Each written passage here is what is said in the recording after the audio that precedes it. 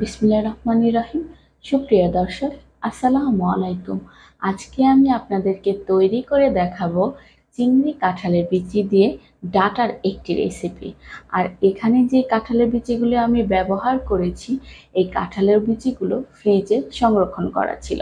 আর এই কাঁঠালের বিচির সংরক্ষণ পদ্ধতি আমার চ্যানেলে অলরেডি দেওয়া আছে, চাইলে দেখে নিতে পারেন। আমি এখানে এক আটি ডাটা নিয়েছি, আর ডাটাগুলো কিন্তু বেশ তরতাজা ফ্রেশ ছিল। আপনারাও চেষ্টা করবেন এরকম তরতাজা ফ্রেশ ডাটা দিয়ে রেসিপিটা করে নিতে, তাহলে কিন্তু খেতে বেশ হয়। আর এই ডাটাগুলোকে আমি ভালো করে কেটে ধুয়ে পানি ঝরিয়ে রেখেছি, আর এরকম মিডিয়াম সাইজ করে আমি কেটে রেখেছি। আপনারা আপনাদের পছন্দ অনুযায়ী কেটে রাখবেন। এরপরে আমি দুইটা মিডিয়াম সাইজের আলুকে ভালো করে কেটে এইভাবে ধুয়ে পরিষ্কার করে রেখেছি। আর আলুর এই সাইজটা কিন্তু আমি করেছি অনেকটা ডাটার মতো করে।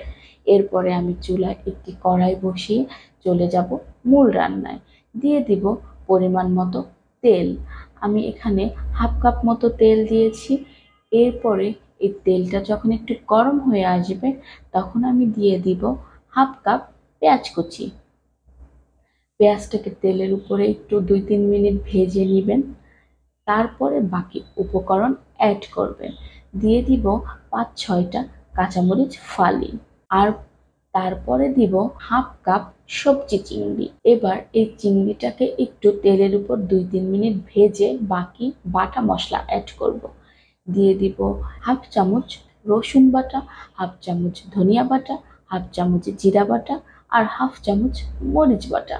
আপনারা ধনিয়া, জিরা, মরিচের গুঁড়াও ব্যবহার করতে পারবেন। আমি সব রান্নাই বলে দিই।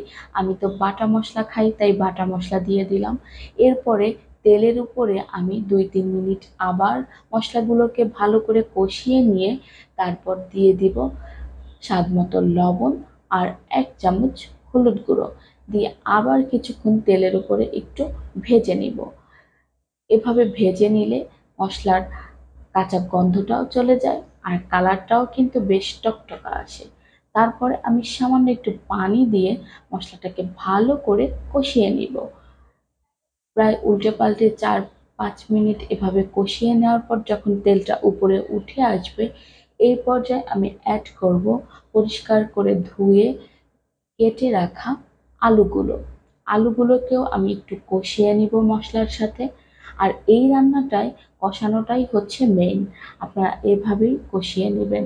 তারপরে ধুয়ে পরিষ্কার করে কেটে রাখা ডাটাগুলোকেও আমি এখানে অ্যাড করে দিব।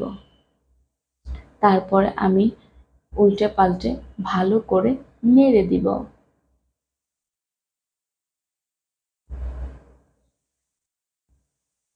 যখন ভালো করে এভাবে মিক্স হয়ে যাবে, তারপর ঢাকনা দিয়ে রাখবো 5 মিনিট। 5 মিনিট পর ঢাকনাটা খুলে দেখুন একটু সামান্য পানি বের হয়েছে।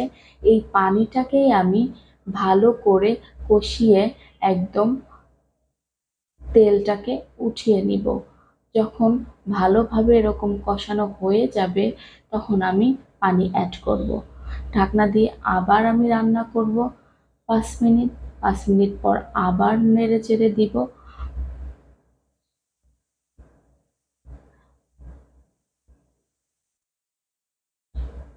যদি আপনারা ফ্রেশ কাঁঠালের বিচি ব্যবহার করেন, তাহলে আপনারা করবেন কি, ঠিক যখন আমি আলুটা দিয়েছি সেই পর্যায়েই আপনারা কাঁঠালের বিচিটা অ্যাড করে দিবেন। কিন্তু আমি যেহেতু ফ্রিজে হাফ সেদ্ধ করা, 50% সেদ্ধ করা কাঁঠালের বিচিটা এই পর্যায়ে অ্যাড করে দিচ্ছি, তাই আমি এই পর্যায়ে কাঁঠালের বিচিটা দিব। কিন্তু যদি ফ্রেশ হয় তাহলে আরও একটু আগে দিতে হবে।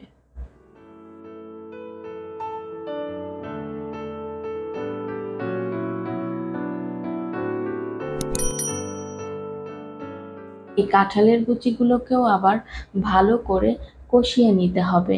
দেখুন কত সুন্দর কষানো হয়ে গেছে। তারপর আমি অ্যাড করব পানি। আর এই পানিটা আপনারা দিবেন ঠিক সবজি সাথে মাখো মাখো অবস্থায় লেগে থাকবে এইভাবে।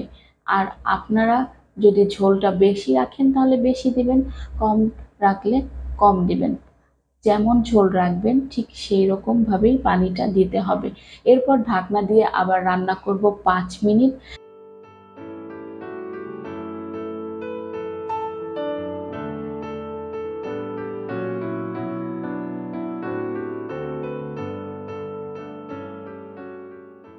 5 মিনিট পরেই দেখুন খুব সুন্দর কাঁঠালের বিচিগুলোও সেদ্ধ হয়ে গেছে, ডাঁটা আলুও সেদ্ধ হয়ে গেছে।